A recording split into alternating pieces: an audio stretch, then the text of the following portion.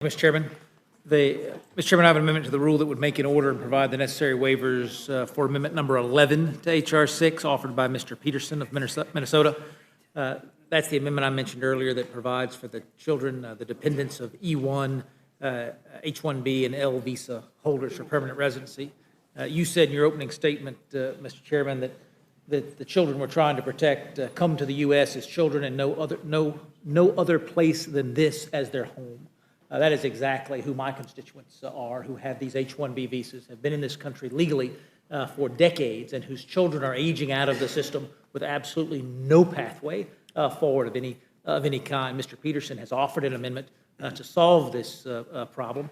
As Ms. Lofgren mentioned, this is an idea that has the support of over 270 of our colleagues in the House, and I would ask that we give it the same waivers we've given the Nadler amendment and allow it to have a vote on the floor of the House.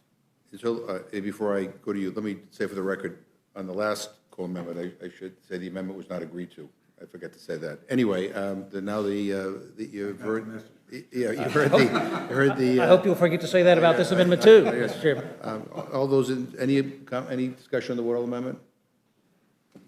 If not, the vote is on the Woodall amendment. All those in favor say aye. Aye. Opposed, no. No.